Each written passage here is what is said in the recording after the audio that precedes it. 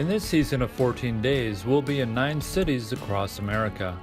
If you're near one of these cities, let us know and I may be able to meet up with you if time permits. The first city is St. George, Utah, where I'll be training 2 participants, Joshua and David. David is in the military and will be flying in from South Korea. Joshua will be flying in from Texas. He's constantly training, but his game is nowhere near where he wants it to be. So we plan on trying to get both players to that next level during their 14 days in St. George. The next city we'll be in is Davenport, Iowa, where we'll be training Matt for 10 days. Matt went through a serious health issue that sidelined him for quite a while, even causing him to sell his business. He's finally starting to feel better and wants to focus on becoming a pool monster. Next, we'll be heading to Germantown, Tennessee to meet up with Charles. Charles is an anesthesiologist who has several issues with his game. We'll be limited on time, so we're going to have to work quickly to fix his game. The next city we'll be in is Powder Springs, Georgia. We'll be training Jenna for 14 days. Jenna is a professional model who wants to someday play pool at a high level. We're then going to head over to Austin, Texas to meet up with Josh. Josh has been struggling with his pool game and seems to be stuck at the same level. The next city we're going to be in is Henderson, Nevada to meet up with Sean for 10 days. Sean is a former soldier and police officer who is now working hard to take his game to a professional level. The next city we'll be traveling to is Gilroy, California to meet up with Kim. Kim is a former police officer who has been playing pool for over 50 years. Portland, Oregon will be our next stop on the tour. We'll be working with David, who owns his own pottery studio. He's also a league player who's been trying hard to improve his pool game. And the final stop is going to be Boise, Idaho, where we're going to meet up with Travis. Travis wants to improve his consistency and play better in league tournaments. In this season of 14 days, we've added a couple changes to the training that I think will really help take the player's game to the next level. One of the changes involves incorporating more customized ball pocketing drills into the training. For instance, on the 17th of May, we had a visit from Maximillian. Now our time with Max was short, about 2.5 days, so we needed to quickly find any flaws in his game and start removing them. We'll first have him play the ghost so we can see how he chooses patterns, and also how he controls the cue ball.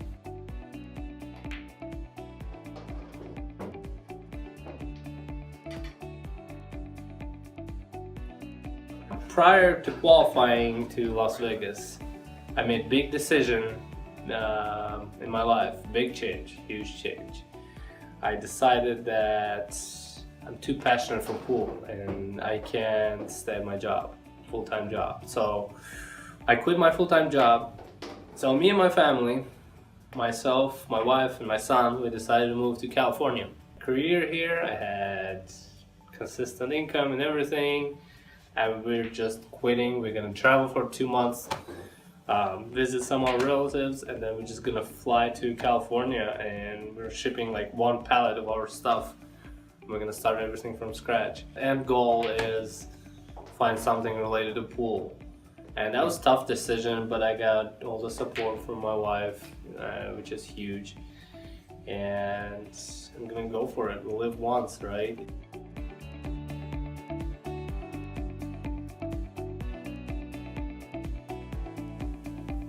So after watching a few shots from Max, I can already see a few of his problems. First, we'll need to work on his pre-shot routine. He needs to take more time in preparing his shot before he gets on the table. And a pre-shot routine is more than just creating a stance and placing the stick on the shooting line. A proper pre-shot routine creates the game plan for the following shot. For example, if a player walked up to this table and had to pocket the 1 ball and play position for the 2 ball, they would first decide where they want to end up for the 2 ball. Now they would imagine the path from the 1 ball to this position area. This path will tell the player where they need to strike the cue ball, as well as the speed needed to execute the shot. Once they have this information, they are now ready to create their stance and come down on the shot. And as we work our way through pattern play and ball pocketing drills, Max will have to spend more time creating his pre-shot routine. This is something he'll have to permanently incorporate into his game. Next, Max has an issue using high action. He's not only not hitting high enough on the cue ball, but he's also not following through as far as he should. For instance, in this shot, a proper high action shot will take the cue ball in this direction. When Max shoots this shot, even though he's shooting with maximum high, his cue ball is coming off flat, striking the side rail. This is caused by trying to power the shot instead of stroking the shot, which means he's tightening his grip right before impact with the cue ball. This sometimes not only causes him to strike the cue ball in a different spot, but also restricts his follow-through. We then did a series of high-action drills. These are ball pocketing drills where you not only have to pocket the ball, but the cue ball has to follow the object ball into the pocket. Max will be shooting these shots from different distances, and when he shoots this shot, he needs to find his soft stroke, which means he needs to find out how softly he can shoot each shot and still have the cue ball scratch in the pocket. Over time, by doing this drill, he's going to learn that it won't take much effort to execute this shot as long as he's stroking the ball correctly and not trying to use a power stroke. Next, we need to work on his draw shot. He's not striking the cue ball low enough, which means he needs more stroke to move the cue ball around the table. And, similar to a stroke when using high action, he's trying to power the shot instead of stroking the shot. So we went through a series of drills to help improve his draw stroke. We worked on making sure he kept his cue stick as level as possible. Also, we needed to lighten his grip so he would no longer try to power the shot. He needs to smoothly accelerate through the cue ball. It's all about stroking the cue ball and not trying to power the cue ball. Next, we worked on leveling out his cue stick as much as possible. Sometimes Max had a tendency to create more angle than necessary when he was near a rail. The more angle you have, the harder it is to pocket balls, especially when using left and right spin. We also worked on lengthening his backstroke. Sometimes when he has a shot from this distance, his backstroke is too short, which means he needs to muscle the shot. Increasing his backstroke will allow the cue stick to do most of the work for him. Another issue Max has is pattern play. And Max is like a lot of players in that they tend to play general shape instead of picking a small target area for the cue ball to land in. In this pattern, we need the cue ball to end up here. Now in the past, Max would play the shot this way and land somewhere in this area. Playing into a general area like this only works when the table is wide open. Once more balls are on the table, the player needs much tighter control of the cue ball. So it's a good idea to always pick small targets for your cue ball. This forces you to really be aware of your cue ball control. So we're going to force Max to be much more precise in his cue ball positioning. He not only has to pick a small target area for his cue ball, but he also has to know precisely where the cue ball is going to strike the rail. And this type of shot where you're coming off a rail into a position area comes up all the time. The player that can master this type of shot has a huge advantage over other players who tend to play into open areas without using a rail. Here's an example where players tend to take the harder position shot. In this layout, the player needs to go from the 1 ball to this area near the rail for the 2 ball. Max has picked this type of shot to pocket the 1 and play position. After a few tries, Max was unsuccessful in landing in the target area, which means this will be one of our ball pocketing drills we'll work on later. Now I'm going to show him an easier way to get from the 1 ball to the 2 ball. We're going to place the cue ball here and use a soft stroke to send the cue ball to the side rail. Strong players are extremely comfortable being this close to object balls at this angle. Amateur players tend to keep the cue ball farther away and use a flatter angle, which means they'll need more force when striking the 1 ball, making cue ball control tougher. This pattern illustrates another common error made by many players. When a ball is hanging in the pocket, many players tend to shoot too quickly and lose control of their cue ball. If you have ball in hand and a ball is hanging in the pocket, you need to place the cue ball fairly close to the object ball and take your time with the shot. In this pattern, the goal is to barely strike the 1 ball, creating this path for the cue ball. This type of shot takes a bit of practice before you can consistently hit the correct amount of the object ball.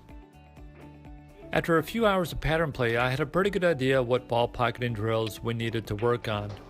So for the next 8 hours of training, Max performed several types of ball pocketing drills, all designed to get his cue ball under control. And when he does these drills, he has to go through the entire pre-shot routine for each shot. He also has to level out his cue as much as possible. And when performing ball pocketing drills, it's important that you not only pocket the ball, but that you also control the cue ball's path. For instance, if you miss a shot like this during league, where you're trying to pocket the ball and play position for the 8 ball, set the same shot up later and try to recreate the shot. Be very precise about the cue ball's path. Try to give yourself a target area for the cue ball. When many shots are missed during league or tournament play, it's usually because the player wasn't totally confident in pocketing the ball and sending the cue ball on the correct path. Also, when performing ball pocketing drills, you also want to be aware of what part of the pocket the object ball is going into. In this example, Max is pocketing the ball, but he's not making it cleanly, which results in the cue ball missing the target.